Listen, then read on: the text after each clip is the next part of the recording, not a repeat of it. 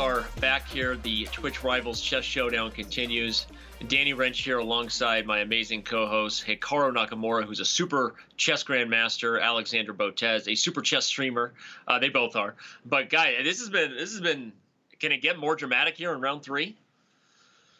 I'm amazed by how dramatic it's been so far. I think all the matches being so close, a lot of finishes at the very end where it's just like you don't know what's going to happen, and then seeing like the shock. I think everyone coming into this like, oh, like Team Nim, like they're the awful guys. They found this ringer, this Ohio State chess champion. He's just going to win every game. Everybody else is going to suffer, and then to see Trump SC really just embarrass him, frankly, it's just shocking. So really, it's been great to see. And I think, the next couple of matches, I'm amazed. We still have one more, and then there's still like the actual final matches. So it's going to be great. Yeah, the finals. Yeah. Your favorite game from that last round, Alexander? I didn't get to ask you before the break. Sorry about that. Oh, no worries. My favorite game from that one, I guess it has to be that last game we saw between Hutch and Boxbox, just because it seemed like it might be a draw. It was so back and forth, and I always love tiebreakers. Yeah, it was wild. It was exciting. Can't wait for more. Before we dive into round 3, let's remind you again that if you're hungry, you can watch the show and enjoy a snack. We got Doritos as the official snack partner here of Twitch Rivals. Doritos is that triangle crunch with big, bold flavor, some nacho cheese or Cool Ranch, or like I say, salsa verde. Just avoid the post limon. Just kidding, post limon. There you go. Great. We also have an after show party coming up. So remember that the after game party brought to you by Bud Light. They are the official Game Over show here for Twitch Rivals. You can go to twitch.tv/Bud Light right now for more info, or just stick around and join them for the after show party when all is said and done.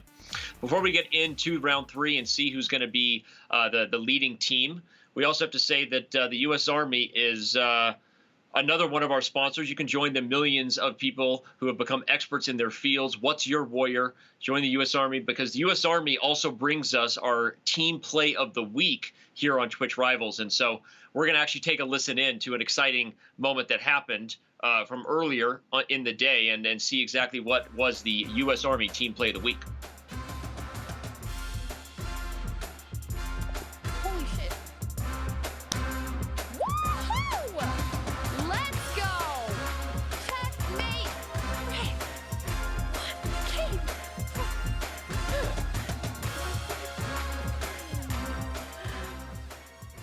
That was pretty fun. Did she know it was checkmate before she played Rookie 1 or after the lightning hit the board? I don't even know. It was awesome, though. That animation, Hikaru, you see she was using the arcade mode.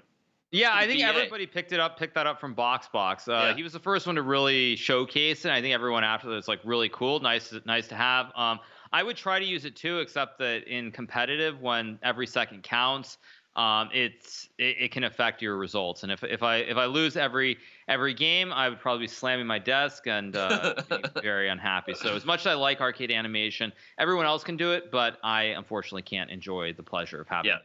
Well, Danny, no, it's true. It sounds like chess.com has to force the bullet tournaments where everybody has the same handicap so that nobody's handicapped with the animation. That'd be so funny to see top GMs playing with that arcade animation. That is a great idea. That is a great idea to do a fun one. Although, again, if Hikaru gets in a crazy time scramble with arcade mode, I don't want to see the how frustrating it can get. But it is cool to see. And if you're not using arcade mode, you can. And it's just a feature on chess.com. Yeah, let's go into Zale's game with Boxbox. We talked about him being the guy that looked like the ringer was going to lead Team Nim here to be the top dogs, but he fell to Trump SC, and now Zale has the white pieces against Boxbox here as we kick off round 3.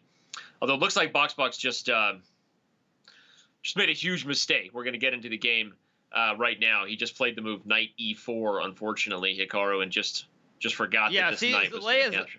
Zale, I think, is out for blood now. Yeah. This is, as you guys know, this was the declined fried liver attack. Boxbox decided not to allow Zale to play the fried liver. Can you go back to the opening, Dan, maybe? Yeah, right here. C4 or knight g5? Yeah. So in this position, black here can play the move pawn to d5, pawn takes pawn, knight takes pawn, and white sacks a knight on f7. And it's the fried liver attack is what it's called. It's supposed to be winning by force for white.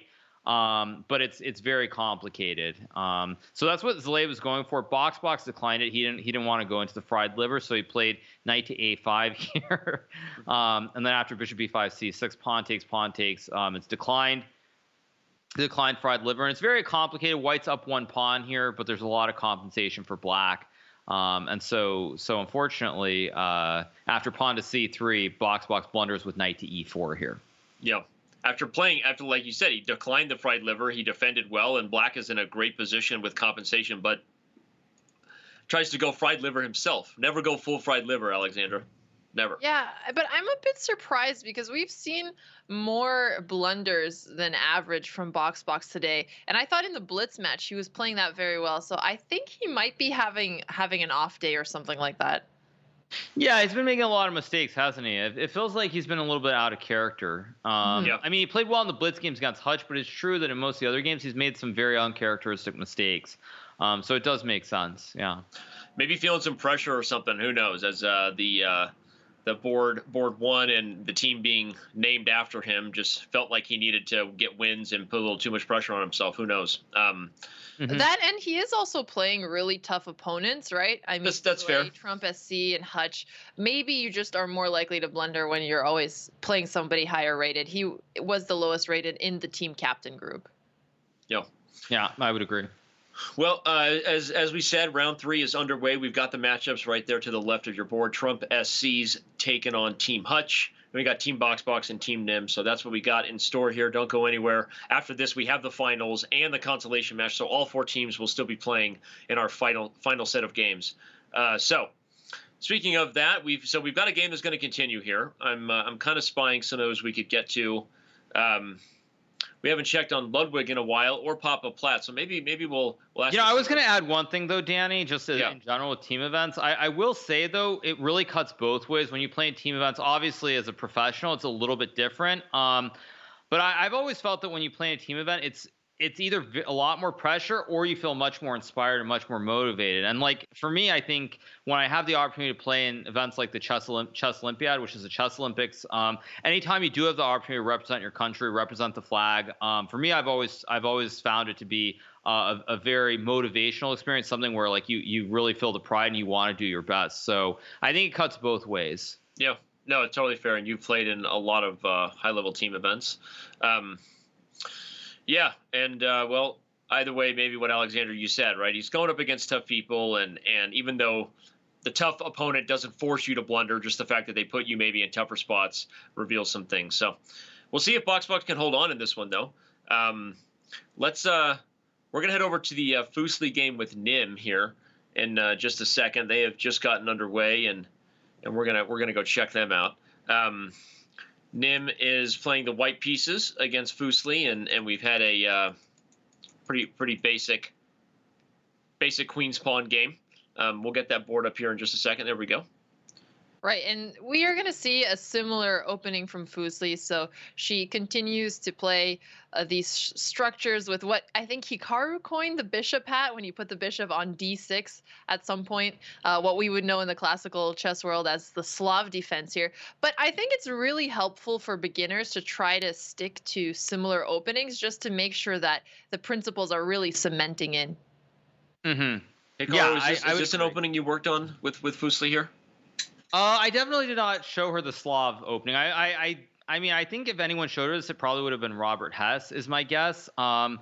So what I will say, though, is I like Nim's approach, because what he's comparing this to is the Queen's Gambit decline, where you trade the c-pawn on d5 and go bishop g5. So I like that the theme of what he's playing is very similar in against every setup. So I like what Nim's doing. As far as Fuseli goes, she's going to take with the queen. I've heard her say on stream many times, you don't want to end up with the stacked pawns.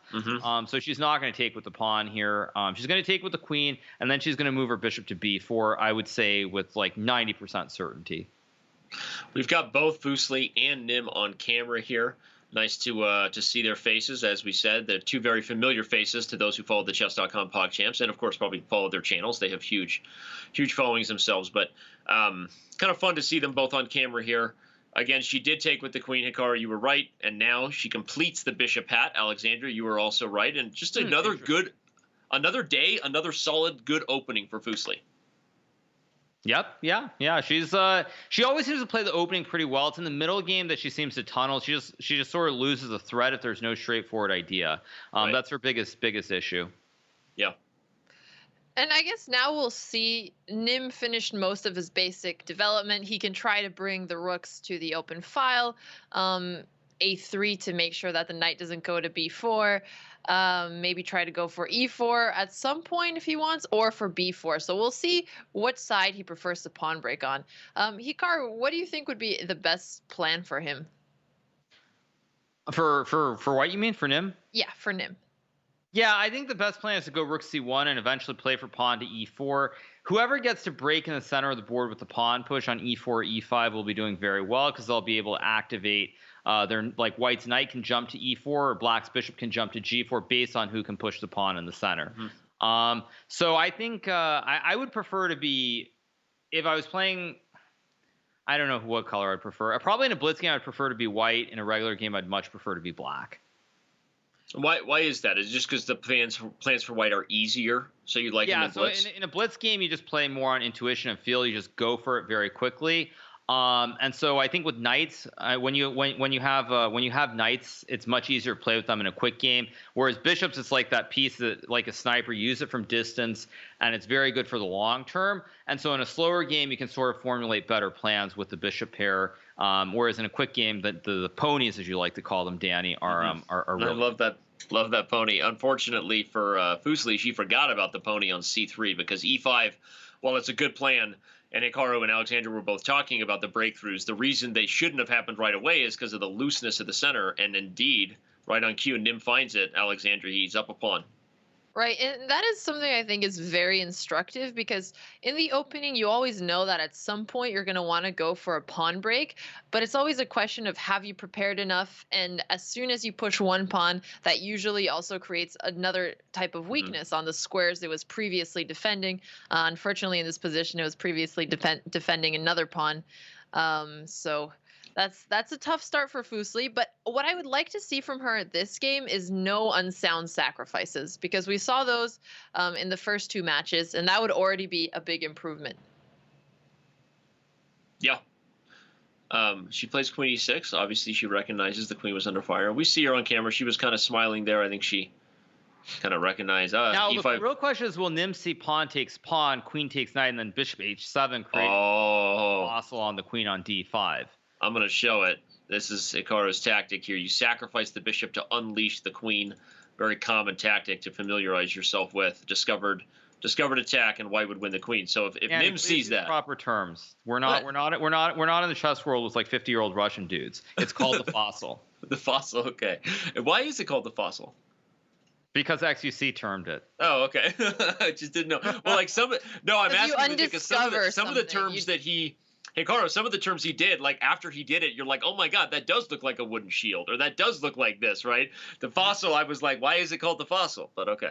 Because you're like, something's going to die. You're like, okay, got it. It's like a fossil, it's dead. You discover the fossil. I love it. The Fuseli dance was going on there, but she, I don't know what she was dancing about because she's down a pawn, but we love it anyway. Nim is focused. Remember, everybody, you can follow both these streamers at their own channels right now. And we'll see. Is Fuseli going to find F5? What? What's funny? No, sorry. I just saw the chat. Sorry, I saw the chat, and they're going off on it. Oh, did she play F5? She found F5. Wow. But she's going to get skewered now. The bishop goes back to C2, queen takes knight, and the bishop goes to B3, and the bishop skewers your queen and your king. Oh, man. Oh, that is so sneaky. Even bishop B1 works as well with bishop A2. Both bishop moves work where you skewer the queen and the king, and black has to lose the queen for a bishop here, and you lose the bishop and the knight. And the good thing in this position is that he's more likely to play bishop c2 or bishop b1 because bishop d3 looks like he'll have to deal with the e4 fork in the future. So he might find it even without seeing the next move directly. Right.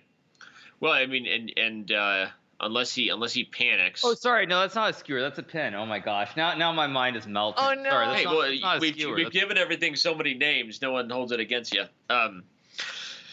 We've got. I mean, why didn't XUC come up with a new name for the pin? That's what we need. We'll get him on the phone. Don't worry about it. There you go, Leslie. Dance it out. She's just dancing. She's Sometimes you have a rough week. You got to dance it out. Nim is. I don't think Nim knows what to do here. The difference between these two streamers right now is all I'm watching. Just Nim is like super focused, and Leslie is all over the place. Yeah, I mean, I think Nim is having trouble figuring out where to move the bishop. I think the other problem is he's looking at taking the pawn as well. So it's, very tough position, very critical too. But I think Nim is going to use his time. Yeah, that was exactly my reaction. Okay, so I guess he didn't see the idea, and he wanted to at least get a pawn back from the exchange, which is understandable if he didn't see any other, tactical resource there, and he thought he was gonna lose a piece. Well, Right, exactly. Yeah, it's fun. It's funny because it's almost the psychology of it, right? Because what I was thinking is the reason he wouldn't see this idea is because he didn't see F5. So whenever you get surprised, you assume you blundered, but. The one thing you learn over time with chess is sometimes even if you make a mistake, the position isn't as bad as you think if you can keep yourself calm. And so Nim just didn't realize that, yes, he missed F5, but that didn't mean he didn't have a resource. So instead he goes all in on giving up the bishop. Right. I feel like, but I mean, sorry, go ahead, Alexandra. I have a question for you, Hikaru. I feel like a lot of the pogchamps players that we saw are actually playing a little bit worse in this event. Do you think it's maybe because they took a break from chess and you're able to get rusty really quickly?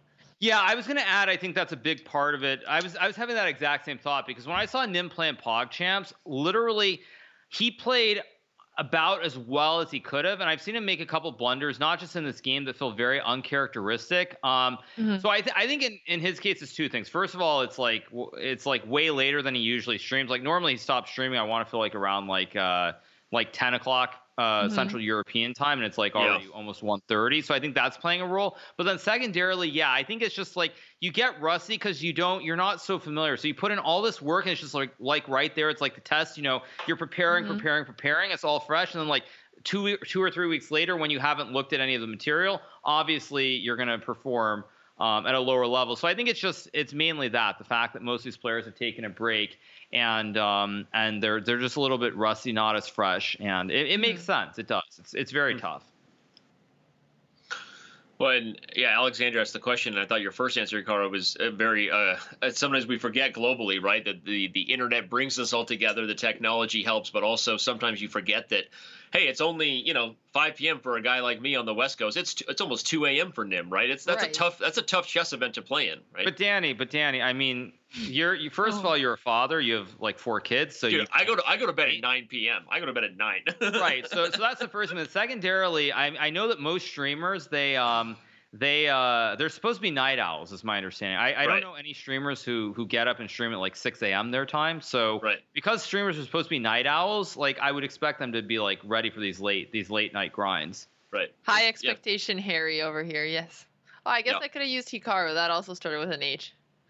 Alexandra's stream is very early morning oriented, right? You're not a night owl. No, not at all. No, of course not. LOL. What do the kids say? Omega lol? Okay, Dad.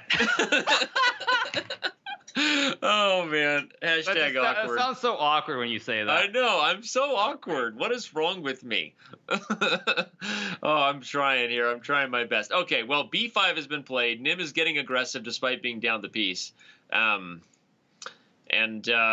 he still has some chances. Where's Leslie putting the knight?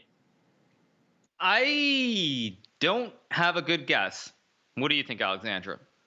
I want to say, okay, she's too fast. All right. I love how just because I said Omega lol, they called me a boomer. I'm not a boomer, okay? Hikaru, defend me. Well, they call me a boomer, and you're older than me, so it's kind of hard to defend calls you, Danny. me a boomer, too. It honestly just depends who the other person is. But I will say, streaming with Danny kind of made me wonder, wait, is this what Andrea feels like streaming with me? Ooh. Yeah, there you go. So many older jokes, I know. All right, knight a5 is played. So the problem for Nim is the tension in the center when you're down a piece, everybody. Oops. Sorry about that. That was awkward little tech thing right there. When you're down a piece, everybody, you don't really want to trade. But I don't know if he knows what to do. He doesn't want to take here. Bishop takes, and the pieces come off the board. Right, exactly. Yeah, it's a tough position. I still think there are going to be blunders from both sides, though. I expect there to be blunders from both sides. Okay. Because someone's going to have to open the center of the board with the pawns on d4 and e5. These pawns have to open here, and when the center opens, someone's going to make a blunder. I just don't know who it will be. Right, and looking at the clock, Fusli is only 1 minute lower than Nim. Although Fusli had some trouble in time pressure as well. So hopefully she can speed up a little bit. But even though she's up material, her knight on a5 is going to be awkwardly positioned. And she needs to just be careful to not keep the bishops on the d file and maybe fall for some pin and end up losing a piece later on. Like if rook d1 after everything opens up. I could see that being a missed tactic. Yeah, I would agree with that. Okay. Okay, well, he does take on e5. What I would also add to that comment, though, is that Fusli is the player who I felt like had the most opportunities to slip through her fingers in pogchamps when she got low on time. Like, she had this game against Nate, which really hurt her. Yeah. Because she should have been in the champions bracket. The game, I think both of her games against XQC were really tight as well in that consolation bracket match. And I think there was one other game. There was a game today against, who is it against? It's against Charlie, right? That also was where she got low and she didn't win the game that she should have. So I think for her, more than anyone else, getting too low on the clock has had a very adverse effect on her. And I see that she's still chatting and streaming as well. I mean, that's going to be a big distraction. It's going to take off even more time off of her chat. I think maybe she needs to borrow Nim's technique for the end game there and just be totally focused. Look at that move. Bishop takes b5. I mean, even if it's not a perfect move, it recognizes that the pawn is pinned. She knows that she can get away with this pawn. It hits the rook. I think that, again, like she really shows a lot of natural talent. She has a good feel for things. I think she recognized it. Other than, like Hikaru said, other than the lash out move she tends to play sometimes, or the time pressure, she's really improving just from the player we saw a month ago. Mm-hmm. And now we have that pawn on e5, so her bishop is under attack. Of course, Nim can't take right away because his queen is hanging, and now it's becoming more difficult for him to find moves. Okay, maybe right now he could play rook d1, but what's his plan afterwards? Maybe he's going to end up being in the similar situation on the clock as she is. Yeah, almost under 3. Almost under 3 minutes. Now he's got to I'm just going to announce some of the results of the other games because a lot of people in chat are asking, but we did see that Ludwig beat Papa Plata. Well, he lost the first game in their matchup, and then they played again, and he won the second. So Papa Plata and Lud Skywalker split their 2-game set. Slicker won his game. I thought they said it was 2-0. Did they troll? I could have sworn they said it was 2-0 for Ludwig. Oh, was it? Okay, if so, then my bad. I thought Papa Plata won the first game, so my fault if I'm wrong about that. Oh, wow. Yeah, they're saying 2. No, Ludwig. I mean, Papa Plata won the first game, quote unquote, when they played in pogchamps, but he lost both games today. Yeah, that was that first game in Papa Plata and pogchamps. I hope Ludwig changed his openings around a little bit, didn't allow any discovery checks like that, and he seemed like he did have good chances to take Papa Plata if he didn't have a bad start. Mm-hmm. Well, there's a lot of other games still going here in round 3. No way we'll get to all of them. Remind you, of course, look up the chess category here on Twitch and choose your own flavor. Everybody in the event is streaming, including the 2 you see, Fusli and Nim. But we're going to bounce over. I think we'll head over to a game we haven't checked on in a while, or a person we haven't checked on. We'll go see how Cutie Cinderella's doing. She's going against Charlie, and I thought we might be about to see a finish, so I wanted to go catch it if possible because... what's going on here? Charlie's got a pretty good position here. Yeah, he's winning. Oh, Queen A8? Queen A8 could be it. Could be it, yeah. Very tricky. Rook takes D7 is actually the best seconds, move, yeah. By the way. That could be his only downfall, the clock situation. Yeah. Alexandra, how do you feel about Cutie Cinderella having a higher title than you have? You know, it really motivates me, Hikaru. What can I say? And again, they did that as a joke, right? We're not imagining. Are we? No, That wasn't there, was it? I don't think it was there. Awkward. I mean, there's no way chat missed that for the last like 3 hours. No, No, gotta- it's been there the entire time. A lot of people in chat were asking. Oh, really? okay. We just didn't notice it earlier. Well, now she's. I mean, she's playing a pretty good game here. I mean, this is. I feel like she's also someone who's improving step by step every time you see her stream, game by game. Charlie should be the stronger player, and he's proving to be so. He's up a piece, but he's got to convert it. It's going to take a little bit of technique. Mm-hmm.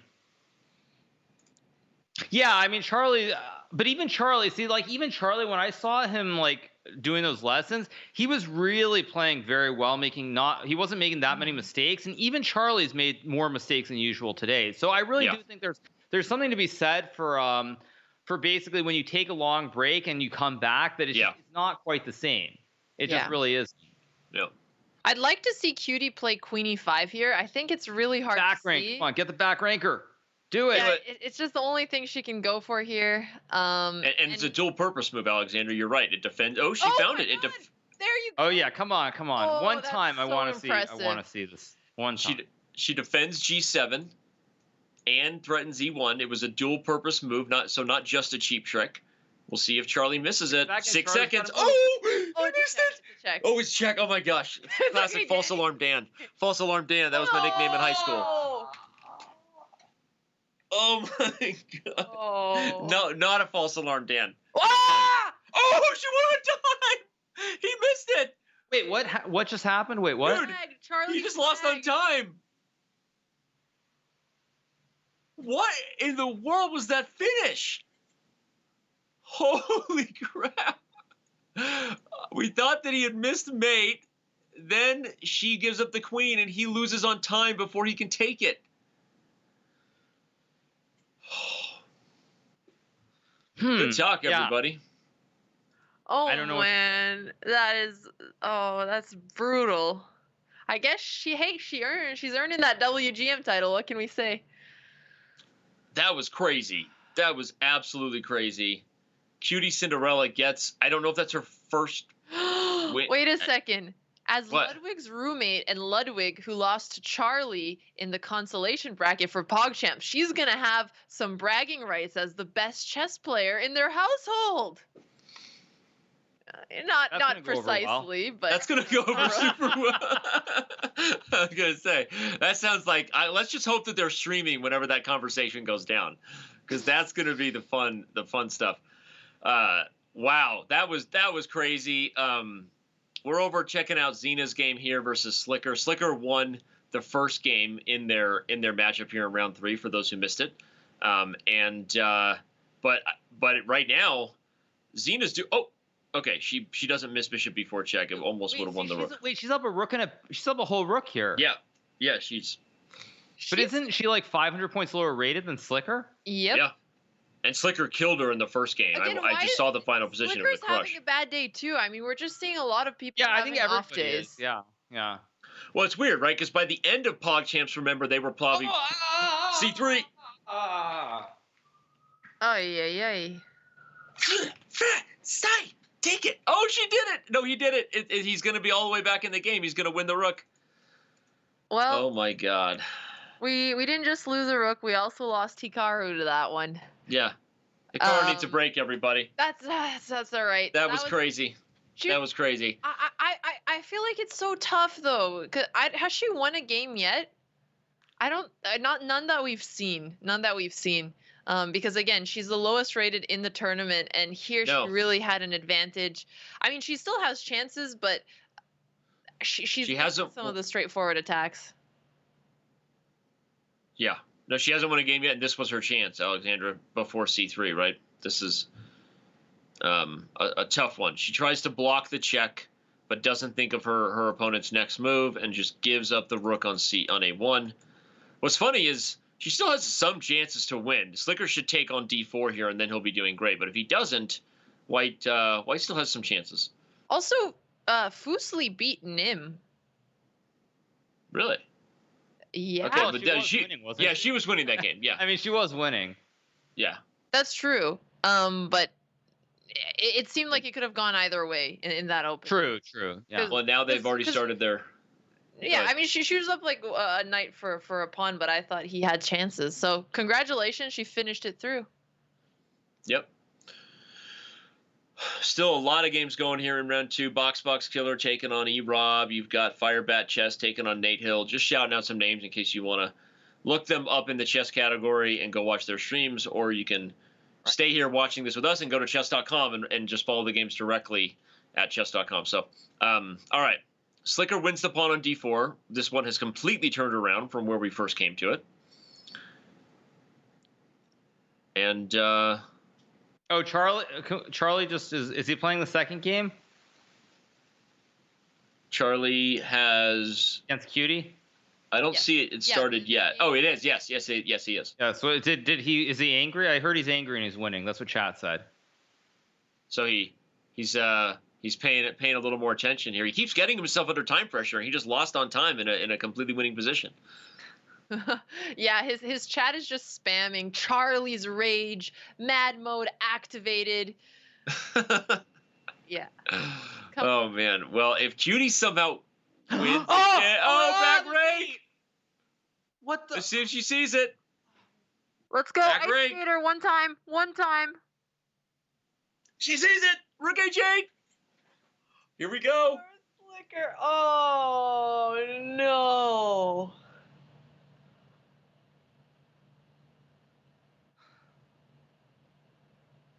But also, congratulations to her on her first win. First victory. Yeah. There you go. We'll take it. We as in the royal we. We'll take it. Yeah. I think Slicker doesn't even realize what's going on. I wonder what's going on in his stream right now. I hope that no children under the age of 12 are watching that particular stream. Yeah. I'm pulling him up to see what his chat is saying. Yeah. Oh, By the way, he's in emote only, so there's a lot of salt spammed in the chat right Wow. now.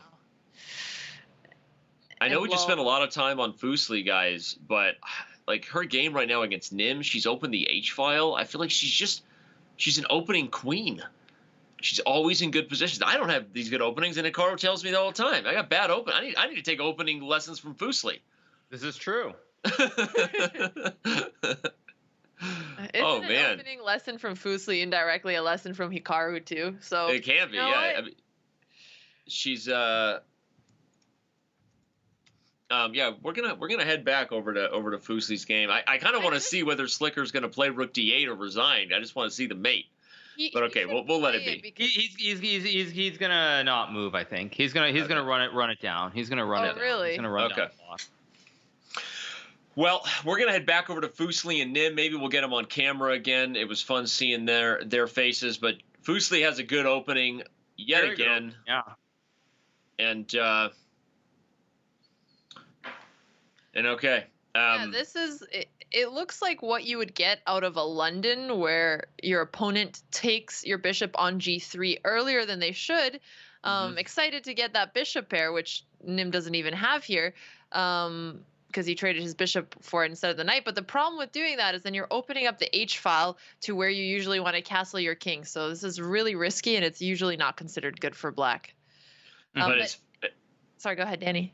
Well, I was going to say it's funny, and after castles, she actually missed the win right away. If she hadn't taken with the rook and taken with the bishop, followed by the queen coming in, Yeah, it's actually a nice So- opening tactic here. very, very nice little trick. Although where black can still play F5 and the game goes on. right. It's But not quite still, mate. It's still very Yeah. strong. Yeah. Hmm. So she took with the rook. Nim took the bait, decided he couldn't take the rook. He actually could have taken the rook, and there somehow we ended up with an H file where Fusli is going to gang up eventually. If she's follows through with the plan, she should develop the queen, get the king over here, and then double stack the rooks on the H file. Mhm. Right. And I like it because what she has to do with this plan is do the usual developing moves that she's very used to. I think one thing that I've seen players make a mistake in this kind of position is feel like they have attack and get too aggressive. Something like bishop takes g6 here. And we have seen her do some of those unsound sacrifices. I hope that's not going to be the case here because other than that, she has a very nice position. Mhm. By the way, Firebat Chess won again. He beat Nate Hill. They're playing their second game, but that guy is the unsung MVP currently for Can we Team go to the Trump E-Rob SC. game, by the way? Sure. Apparently, Trap Scar is queen. Oh, Sure. wow. Let me get ready. We'll let the team know. Let's head over there when we can. Okay. So Nim, go ahead. I was just gonna say, in the meantime, while we swap, which I think we're swapping now, so let's go see that game. Cool. Yeah, we've got E-Rob. Oh, E-Rob's up a queen against Box Killer. Remember, E-Rob just took down Papa Plata. Now I'm gonna say this is the E-Rob that I was expecting to show up in PogChamps. Right. Because when I saw E-Rob playing before PogChamps, I saw some really good games from him, and I actually thought he would be one of the favorites in the event. Oh my! No. I give up. I give up. I literally give up. You gave the commentator's curse. The commentator's curse. Every time Hikaru compliments someone, they blow. Oh my gosh. Dude, it was so funny. Oh man, poor E-Rob. Hikaru, I know what you were trying to say, because I was also surprised by it. Was almost like at PogChamps, E-Rob got nervous, and this E-Rob didn't show up, but then maybe this E-Rob did, because he just lost his queen in one move. So.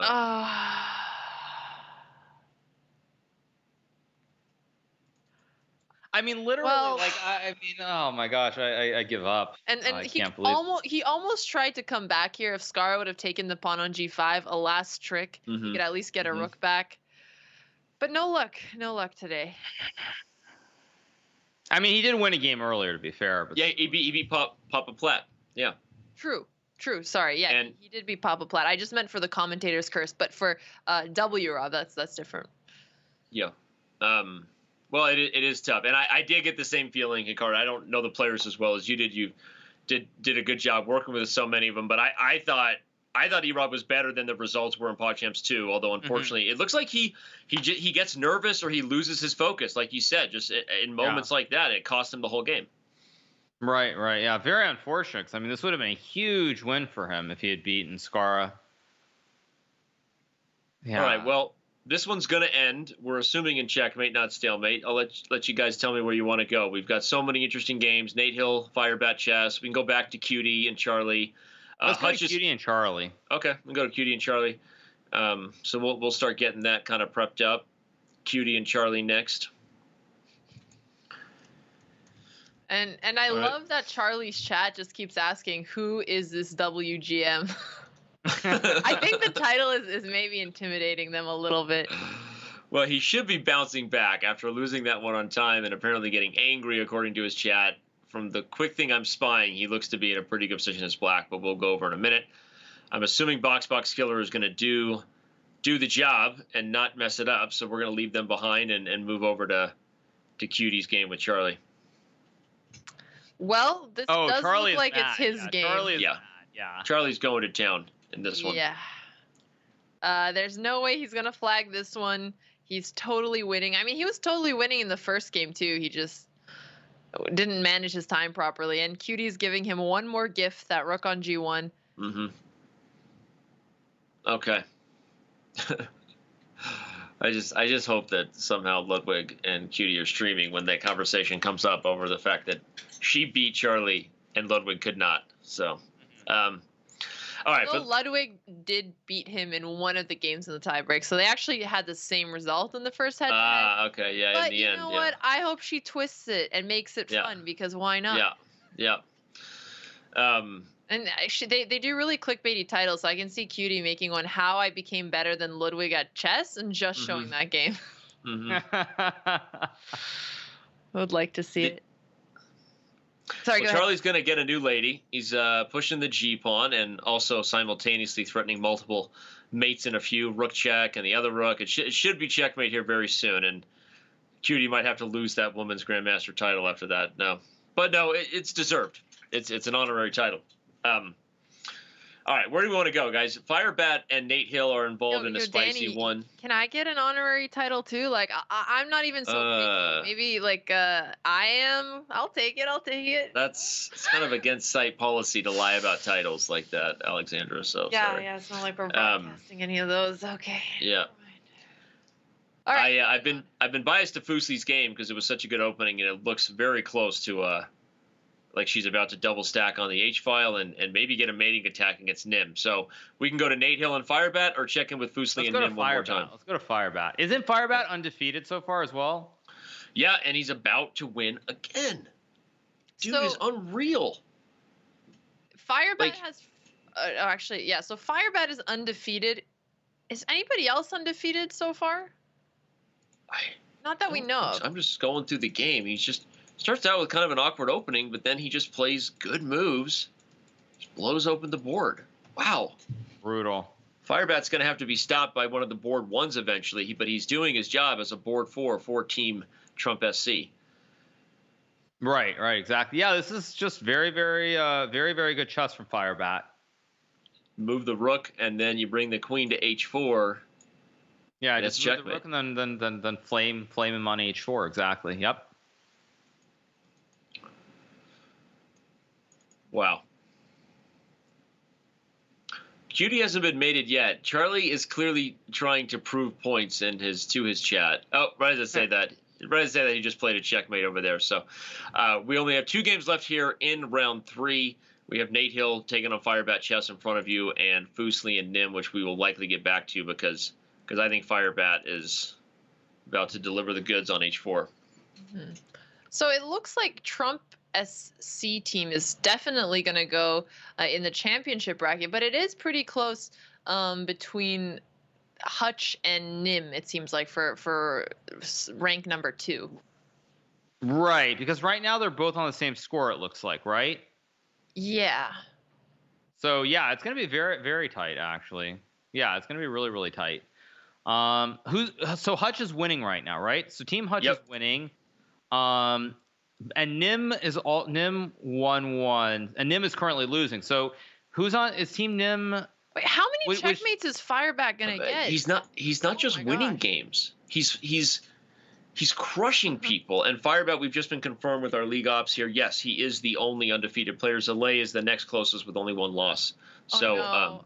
okay. I see Zalay in our chat saying, "I employed the Botez Gambit." Zalay, you want your opponent to employ it. You don't employ it yourself. That's the trick. Exactly. Come on, man. But it's very confusing at times. It's very confusing. All right, back to Fuseli and Nim. What just happened? Fuseli lost her queen. She blundered queen takes. Oh, my gosh. She just blundered the queen on d3. Wait, that's very critical, isn't it? Because if Nim wins this game, there could be a tiebreak, right? And if they win, they could be the 2nd seed, I think. Yes. Too many. So it's very important. Yeah, we're going to have to, when the board is up, we will show everybody. Right as we came over, apologize for the delay. She was in a great spot, preparing to double up on the H file, and things should be very, very good for white, but she played knight f3, and you see the evaluation swing, loses the queen. A true something. A true tragedy. Tragic comedy. Well, so she's going to go 1. Yeah, because she really did have chances to win again. We saw her spectacular performance in their first game. Wow. No, she was on pace for 2-0. And what did you say, Hikaru? This is critical for the standing. So, well, it's critical because I think Team Box is on what? They're winning 4-3, right? This is the last game. Yeah. So if they win, it's 4-4. Whereas if Nim, if Fuseli won that game where she was winning out of the opening, they win that match and they probably are the 2nd seed. That means we're going to tiebreaker. Right. Yeah. And is Hutch going to win or not? Because it's 4-3. This could also be going to a tiebreaker. Yeah. So we've got, if this game ends the way we think it should, everybody, it'll be a 4-4 tie with Team Nim versus Team Trump SC. The other matchup, what is the only game still going in the other one? Trying to find the username. I don't have that game up. Right, because I see this as the last game. Yeah, so maybe the scoreboard just hadn't been updated yet. I don't know what the final score is. It's 4-4. So if it's Oh, okay, it is. So we have 2 tiebreakers again. correct, yes. Wow. Holy Jeezer snaps. Well, That's still a thing people say. That is a cool thing people say, Jeezer snaps. Danny, whenever you have to Danny, follow something go up ahead. with "it's a cool thing people say," it's usually the opposite. But All right. We will have. Danny, I've literally never heard that someone say that. Okay. Let's just move on from that one. All right. We will have Trump SC starting their game with Hutch very soon, everybody. So we have excitement here. In round 2, both matches went to a blitz tiebreaker. We already have at least one and likely another. Well, don't be so sure. Nim could blunder his queen here. Okay. We'll see. This is tricky, very tricky. Yeah, and okay, the main thing, everybody, the pawn is pinned. If you take the pawn, the rook takes the queen. If the queen moves to another square, the rook could be lost. So Nim needs to find a move like queen e7, something like this, back up. But he may not. Look at Fuseli. Anything could happen. Anything. Hikaru is afraid to give a compliment at this point. He's just holding back. I literally have no idea what Nim is going to do here. I was watching Fuseli like so excited. I feel like she's always like performing in some way. All right, queen e7 was played. Now she's a little disappointed. She scoots in. He saw it. Yeah. Oh no. All right. LOL. I think it's fair to say he's going to win this game. We're going to go to the tie breaks. Okay. Well, Trump SC will start their tiebreak match versus Team Hutch in probably just moments. So don't go anywhere. I think I don't know how soon are we starting that particular matchup. We're going to find out here in just a second. But yet again, both matchups will be going to a tiebreaker. So should we go back and actually let's just go back and see the finish here between Fuseli and Nim. We'll see that ladder technique maybe. We've been waiting for a clean ladder technique this entire event, so maybe this will be the one to finish it off. Okay. Well, we don't have the board yet in front of the fans, so let's just talk a little bit and just remind everybody again. You can go and search chess in the category. Most of the people you see streaming are probably some of the competitors in this event, so go ahead and check that out. And we're going to be locked in now because both of these matches are going into tiebreaker, and I think we have liftoff. Trump SC taking on the I Mighty Hutch. Ooh, any predictions for this game, Hikaru? What odds would you give Trump? I have no idea. I think Trump has been so impressive that he should be the favorite. But I will say, I think Hutch is going to pull this out. I think Hutch is going to pull it out. That's my guess. Okay. That's my prediction. Trump SC has been the guy, right? He took down Zalay in the tiebreaker, so that would be a big win for Team Hutch. And this is a matchup that is this determining who's going to play for the final versus the consolation? I think so. Though I realize what happens if Trump wins this game, and like Box's team wins theirs, then isn't it a 4-way tie for second place? I'm looking at the map there. The scoreboard is directly to the left of the game. Everyone, you can see it. So Trump SC has already secured that they're one of the top 3 teams, I think. Right. Although if Team Hutch wins, they'll tie them because they won against Team Box in round 2. But they lost their first match. Right, but then they would both be 2-1, right? If Team Hutch wins, they're 2-1 through the 3 rounds. But I'm saying if Hutch loses this match, yes, then they have 1 win, 2 losses. And if Team Box beats Nim, then don't all 3 teams have 1 win and 2 losses? So we need to take a look at the tie breaks. Nim is 1-1 right now. They'd be 1-2. Box right now has 0, right? Yeah, they have 0. So if they win, yes. Yeah, you could have a 3-way tie. I don't even know what we do then. I think it's pretty clear. We take everybody outside for a round of sudden death dodgeball. That's obviously the answer. Yeah. If Danny would have his way. We are being confirmed right now with the team ops working hard behind the scenes. Shout out to Trevor and the whole crew working hard. That yes, we will have a 3-way tiebreaker. We don't know who plays first. Again, I would vote for sudden death dodgeball, but I don't think I'm going to get my way. Okay, Right, well, although Hutch is in pretty bad shape, actually, just looking at this opening. B4 here is very strong. Okay, Rook C1 is also very good, too, though. and Trump SC you is can still play focused. B4 here, but it's a little tricky to see it. But it'd be nice to try Mhm. to remove the defender of the knight, distract the pawn onto B4, and then capture.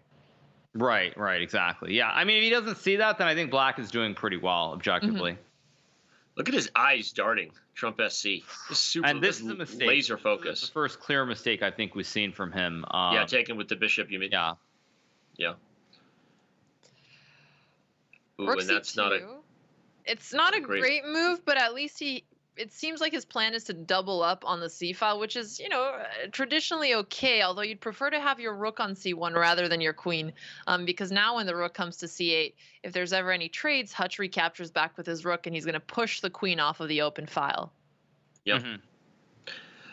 Are you as impressed with Hutch's time management as I am right now? I'm just he's really Again, making a concerted effort. Impressive. Yeah, I mean, in Boxbox, yeah, he's had like 2 minutes and 50 when Boxbox was getting almost under 2 minutes. So he's been really fast today, and I've been impressed with that for sure. Yeah, I feel like Hutch has been very, very good, and Trump is moving very slow here. So he's got to pick up the pace. He's down 1 minute on the clock already. Okay, Rook E2 is a good move. I like it. He wants to keep his stack alive on the C file. Oh, and Rook C6, another interesting Both players response. are playing very well here now. Hutch takes with a knight, another very good move. Pawn to B4 would be very strong here. Rook C8 is probably okay, although you walk into the pin.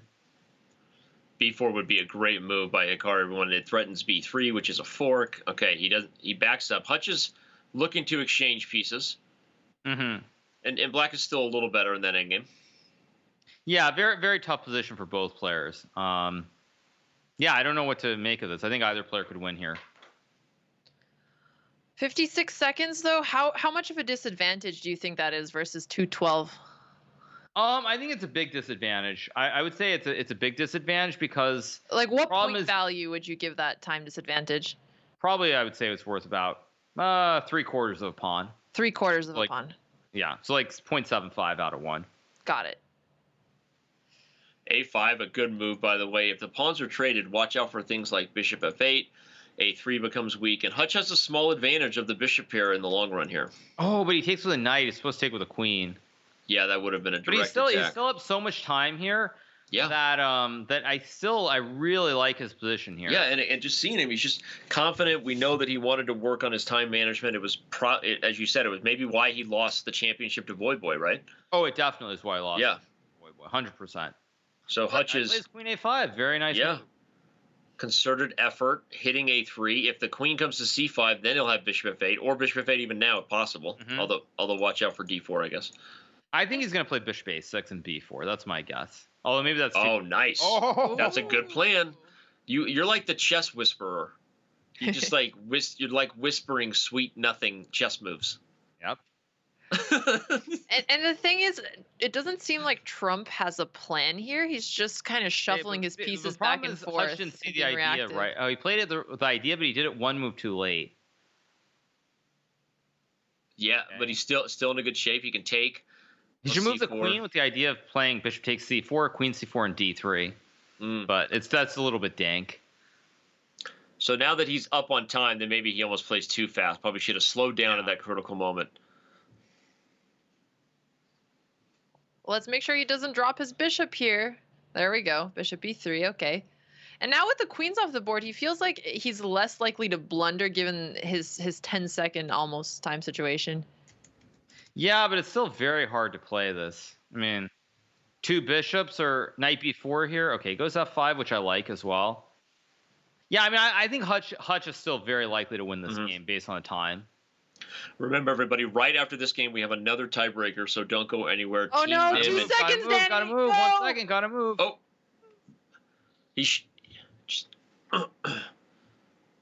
Now he's trying to flag him almost. He's just playing tickle. Yeah, Back now and you should forth. go e5 probably. Push him. Move the knight or push the pawn.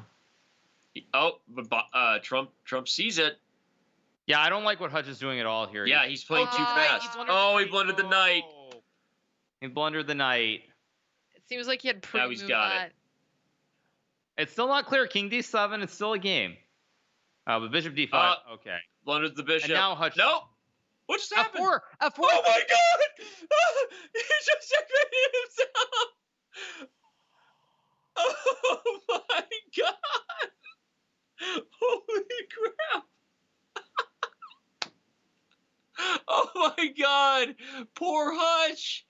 Oh my god! Poor guy! And Trump SD's going nuts. Oh. Holy crap! Wow. Oh my gosh! Hutch just blunders checkmate and won in a completely winning position.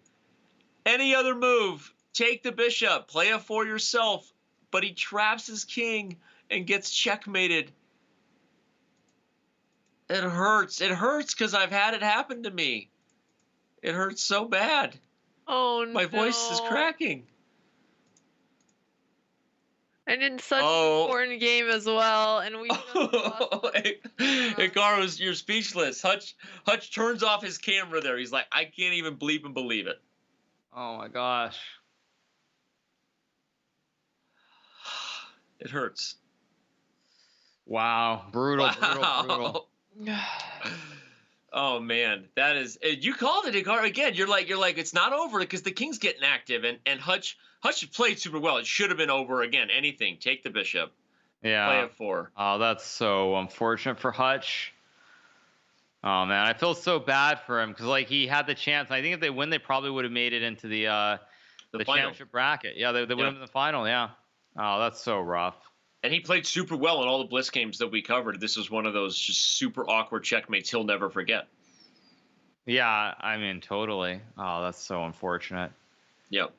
Well, we're being told that the only reason the next tiebreaker hasn't started is because Zalay is unaware that he needs to play. So, chat, do us a favor. Go bug Zalay in his chat and tell him to respond to the League Ops admins that he needs to play his game and log back in to the live chess server on chess.com. So, do us a favor. Go bug him.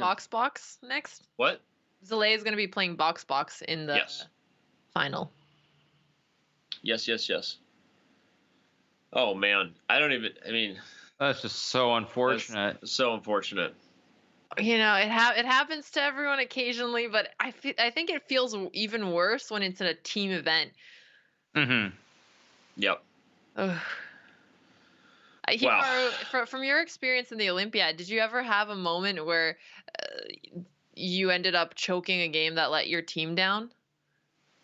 I don't know about choke. I mean, choking isn't the right word to say. I mean, I wouldn't say they're games that I've been winning that I've messed up per se, but I will say there have been games that I've lost in very critical last round matchups, or not last round even necessarily, but critical matchups that have cost the team the match. So I totally understand the feeling. But when you're winning and it goes wrong, I think it's especially bad.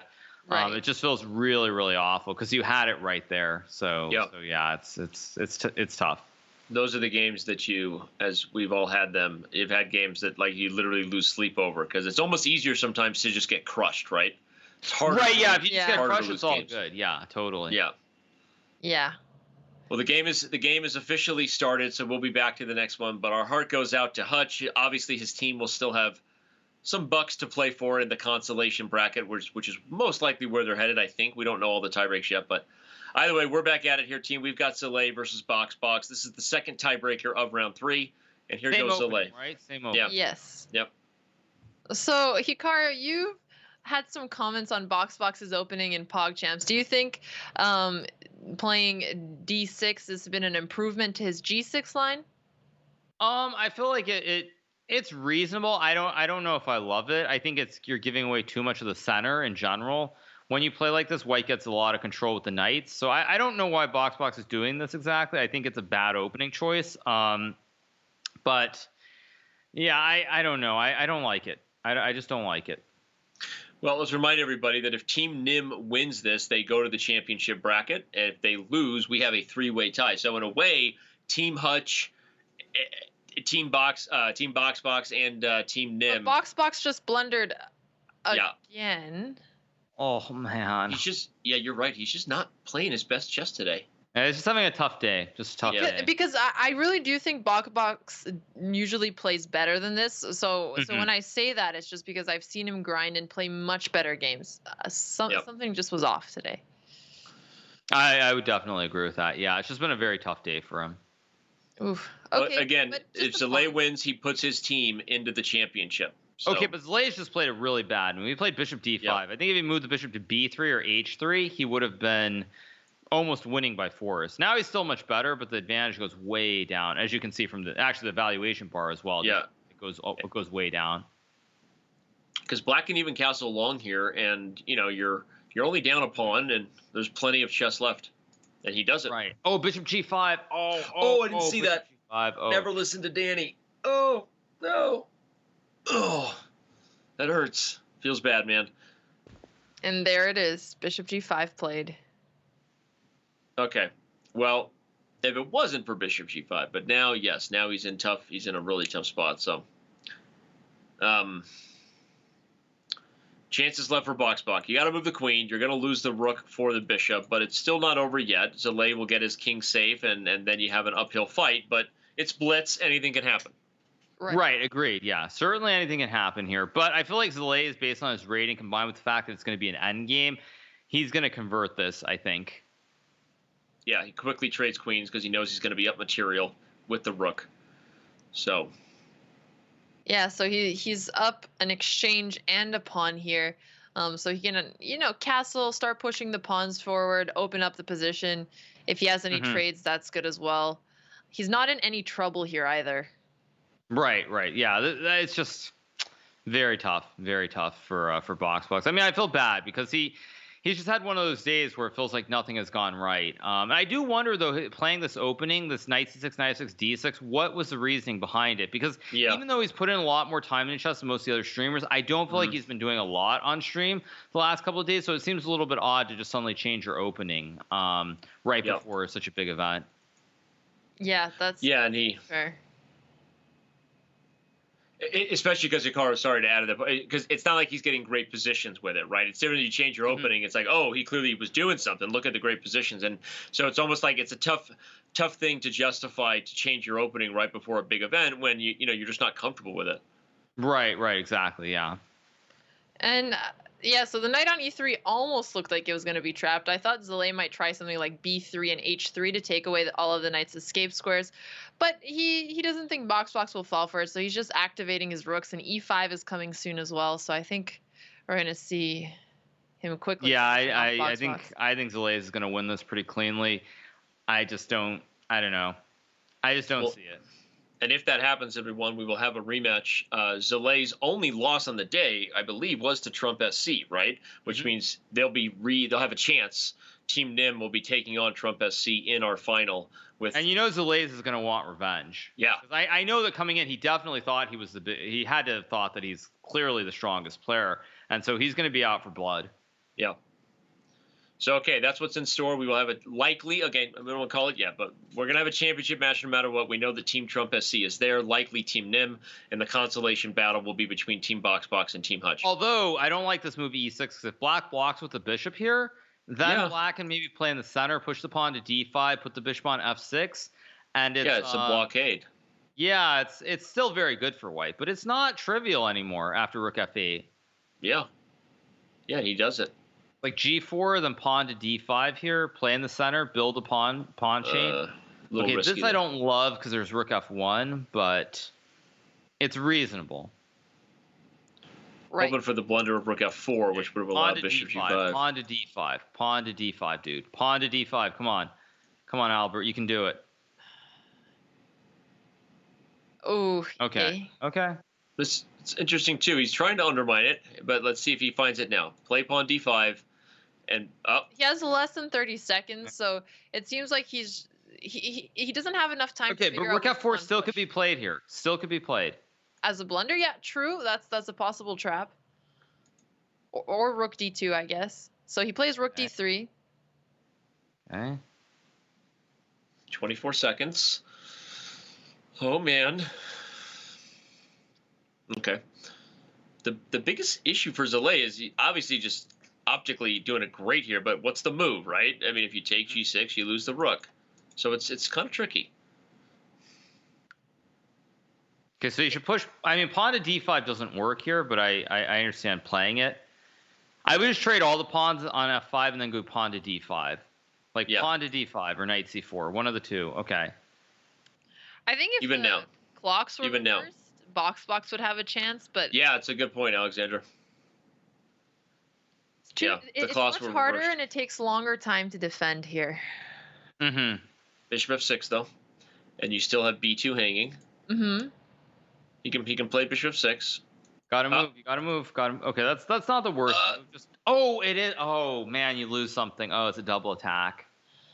Oh man, Zalay didn't need to be asked twice to find it. That's probably going to be the nail in the coffin. Brutal. 4 seconds. Well, too many pawns now pushing up the board, and Team Nim is going to be joining Team Trump SC in our final here. Twitch Rivals Chess Showdown continues. So, wow, this has been crazy. Box not playing his best chess in this event, but maybe he can find it in the consolation match, get some redemption. So, and you never know, could be stalemate. Hey, we're finally gonna see a clean. We're gonna see a ladder, I think. Yeah. Unless you can hide the king on c3, but he doesn't go for it. He wants a stalemate. Okay, he's still trying king b4.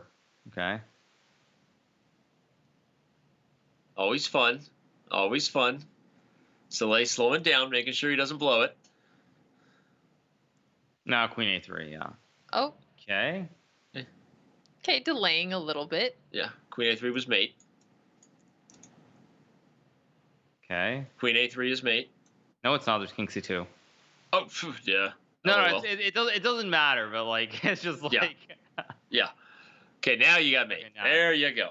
Yeah, there it is. There's the check. Whew. Okay. Ooh, okay, so we're gonna have a Team Nim. Yep. Take on Team Nim. Trump SC. For the championship. The game is in the books. That means we'll talk about the standings when we come back, everybody, because we have the final coming up as well as the consolation match. They do start at the same time. So before we go out, we got to give yet another big shout out to Capital One, the official bank and credit card of Twitch Rivals. Remember that Eno is your Capital One assistant, protecting you from surprises, unwanted charges, and Capital One is always looking out for you, protecting your coin. Capital One, what's in your wallet? Also, Mountain Dew. I have one here. I haven't drinking it because I don't really need any extra energy. If you haven't noticed, I'm a little bit of wild. Like I don't get out much. This is my fun time. But Mountain Dew Game Fuel includes the ingredients shown to improve accuracy and alertness. So go to GameFuel.com for more info and get yourself a Mountain Dew Game Fuel. When we come back, you're going to get yourself a finals matchup as well as a consolation battle here. The Twitch Rivals Chess Showdown continues in just a couple minutes.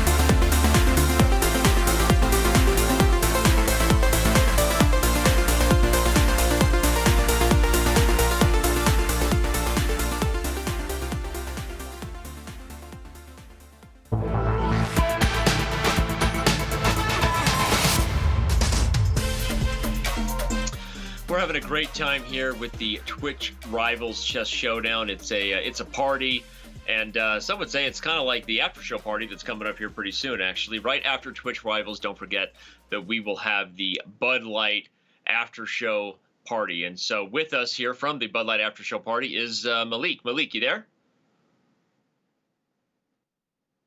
What's up, man? Hey, what's good, y'all? I had this chess showdown all the way twisted. I got to be honest with you. This stuff has been very, very entertaining, Danny.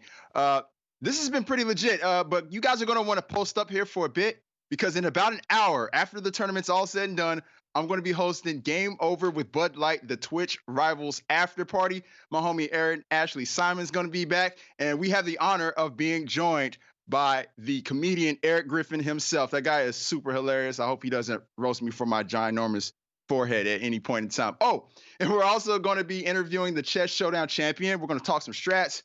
We're going to discuss the validity of esports pros. And we got two-time Super Bowl champion Kyle Van Noy joining us as well. And there's a lot more that's going to be happening. You guys are going to want to slide through. It's going to be a good time. But all right.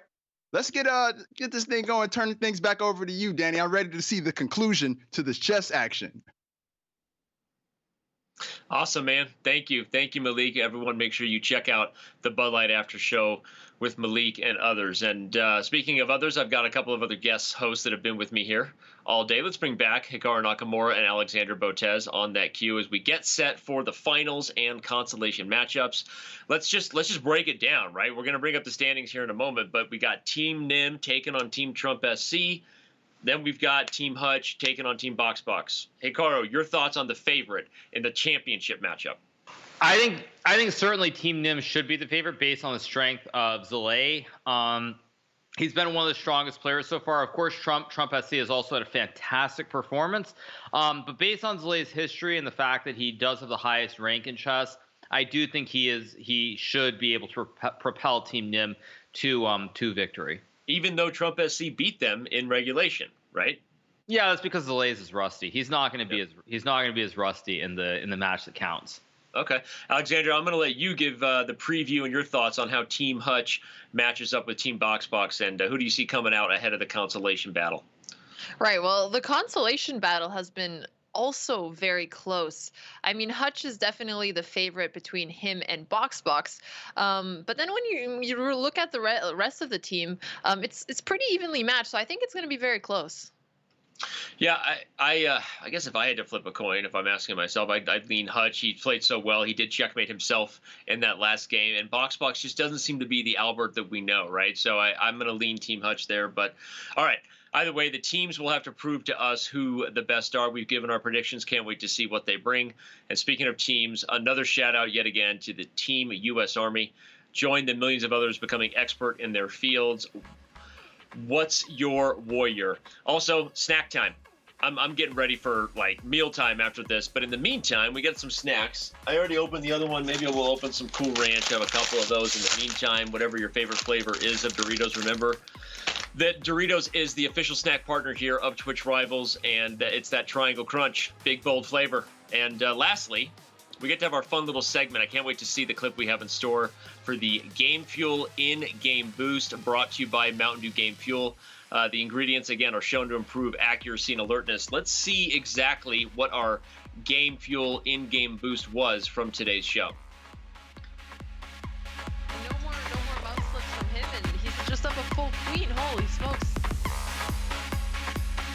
Yep, he's going to win. Yeah. Wow. Bishop G5. Wow. Look how fast he finds it. Wait, so what is Trump How good is rating? he? Wait a second. What is his rating? He's clearly much better than that. Yeah, I mean, this is like no joke.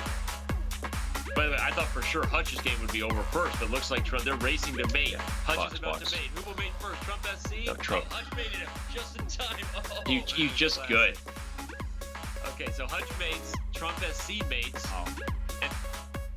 And that Game Fuel in-game boost, that was the one that had us talking about just how good is this guy Trump OG, Hikaru, right? Because again, it's not that he converted, it's that he converted like he's been here before more than a few times, right? Yeah, I think certainly you never know. I mean, someone like Zalays, for example, it's all out there in the open. I mean, Ohio State chess champion, he has it in his biography. But someone like Trump, when you see some of these guys, you don't really know if they say they played chess before. You don't know, does that mean they played competitively? How much do they play? And so seeing Trump SC perform the way he has today has just been amazing. And he's definitely been a big surprise. I think we all knew that he was definitely a strong player, but to put up the performance he's had, where he was actually beating, or where he did beat Zalays, who's I think by any consensus the favorite player, it just shows that there's a lot of potential for surprises. Yep. Well, let's take a look at how the standings did shake out after 3 rounds of round-robin play here in the group stages. This is how it looked. Trump SC went 3-0 in large part because of that last game in Game Fuel, brought to you by Mountain Dew Game Fuel. You just saw there, Trump SC converted brilliantly. Team Nim, Zalay seemed to find himself, and eventually they did bounce back and finish 2-1. Took tiebreakers to get there. Team Hutch, the heartbreak of the forced checkmate that he brought on himself, that being the Almighty Hutch. And then, of course, Team Box is just struggling today, but maybe they find it. Because guess what? We have liftoff. The games have begun. Board 1 between the Almighty Hutch and Box is already underway.